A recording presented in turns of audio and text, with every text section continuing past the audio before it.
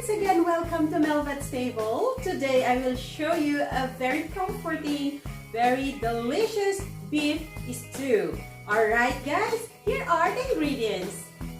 Alright guys, this is what we need. We will need 2 bay leaf, 1 piece of star anise, and 1 teaspoon of ground black pepper, 1 tablespoon of soy sauce, 2 teaspoons of oyster sauce, 1 tablespoon of hoisin sauce.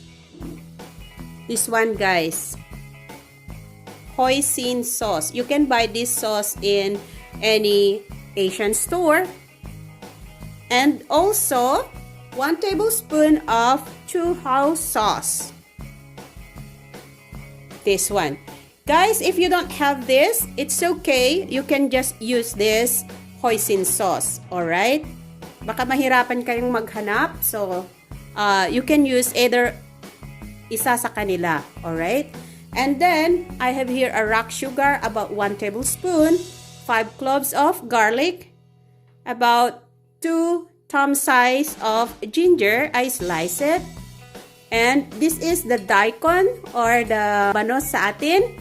Okay, and 3 stalks of green onions, 1 small white onion that I slice, and of course 2 pounds of this is neck bone beef.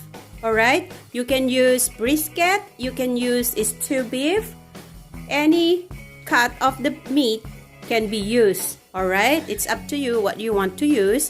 And I have bean curd stick, just like this guys, this ones. So I will show you how it looks like when it's dried, like this when it is dried. Okay, so I soak that in water for about an hour para lumambot siya. See, it's soft already. Alright, so that's what we need. It seems so complicated guys because of the sauce, but I tell you, this is really good with rice and of course with noodles. You can just put it on top of the noodles, either it's a dry noodle or with soup. Okay, sa ating mainit na pan, we will put oil.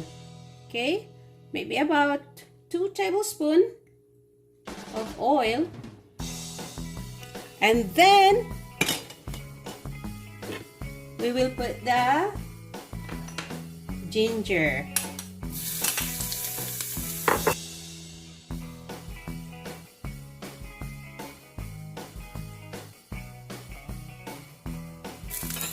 Then, we'll put the garlic.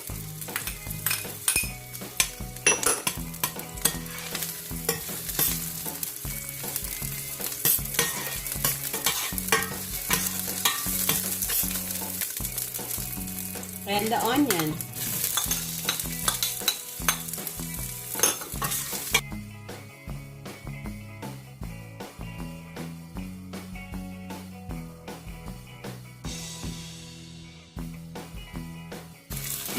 So for our beef guys, I boiled it first with ginger and black pepper corn para maalis yung dumi niya. So I boiled it for about 15 minutes and then I wash it with clean water. Okay?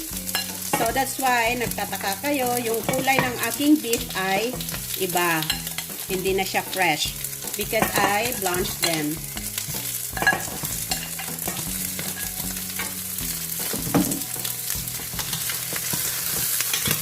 So let's just sear this up for a bit until it become brownish.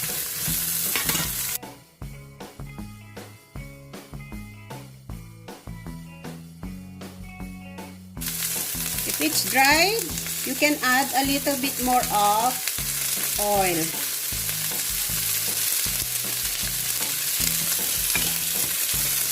Para hindi siya masusunog, guys.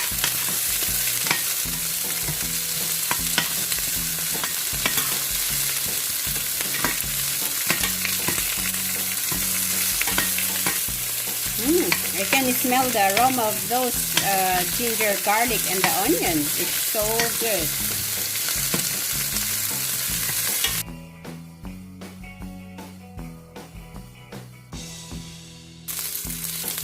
Alright guys, our meat is already brown both sides. Look at this. It smells so good. See?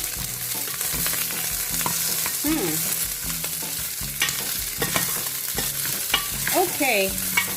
We will now add the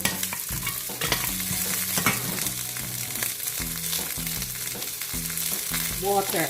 I have here 4 cups of water.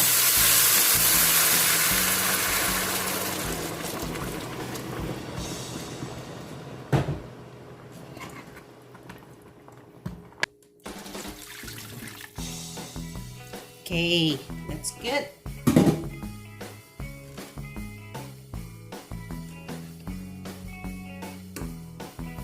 Turn your stove to high para kumulo agad.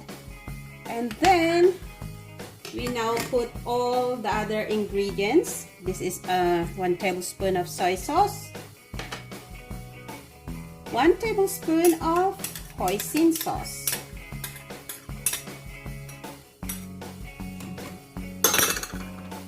And the CHU HOU sauce.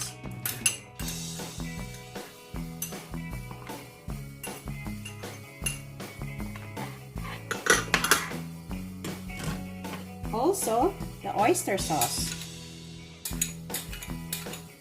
Niluluto ko to lagi guys when I was in Hong Kong. And I really love this stew. Black pepper. You now put the bay leaf and the anise and the rock sugar. And guys, I forgot to mention, if you want, you can add 1 cube of beef broth. Beef cubes, okay? For the broth. We'll wait and stew for low for about, it depends kung gaano katagal nyo palambutin yung inyong meat, because you can use any other kind of meat cuts, okay? So, tatakpan ko muna and then hintayin natin siya mag-boil, saka natin ilagay sa low fire. Okay guys, after about 2.5 hours in low fire, let's check kung malambot na yung ating karne. Okay? Yeah, it's soft already. Pero, gusto ko pa yung mas malambot pa ng konti. Okay, but we can now put our labanos. This is the daikon. What they call the big one. 1 piece only. So, ilalagay natin siya. Kasi medyo mahirap din lutuin ito, guys. And then, we can add the bean curd stick. I-try nyo itong bean curd stick, guys. Napakasarap ito. I'm pretty sure in the Philippines, you can buy this in the Chinese stores. So, try this, guys. It's so delicious. Then, tatakpan natin yung ating pan hanggang sa kumulo. And continue to boil in a low fire para masarap yung, hindi bigla yung pagkakaluto ng ating mga inilagay. Okay guys, I think luto na yung ating stew. So, ayan, medyo marami pa siyang sabaw. Mas masarap ito guys kung ang sauce niya is malapot. Okay? So, in order to have that consistency, we have to add 1 tablespoon of cornstarch with 2 tablespoons of water. So, ilalagay lang natin siya guys para lumapot yung sabaw. See?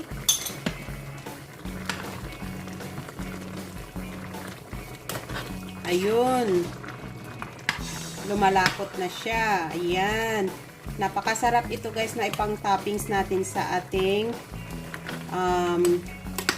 noodles. Ayun.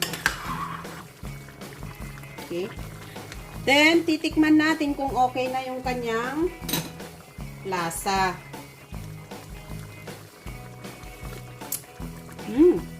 Perfect. Then we will now add the green onions. Ayun. Masarap kasi guys na hindi gaanong luto yung ating green onions. Ganyan lang siya.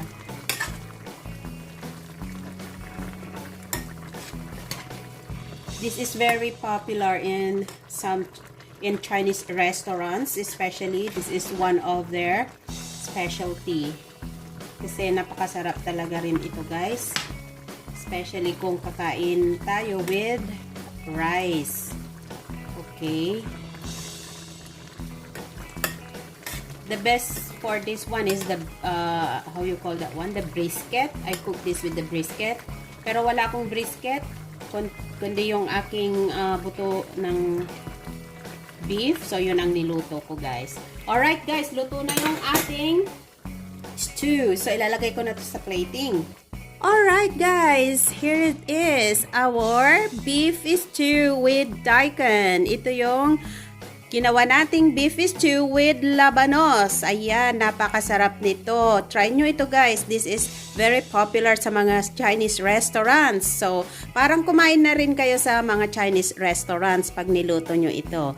Alright, to all my subscribers, thank you so much to all of you. And if you're new on my channel, please don't forget to click on the subscribe button and the notification bell so you'll always be updated every time I post a video in my channel. Thank you so much, everyone. Hanggang sa muli.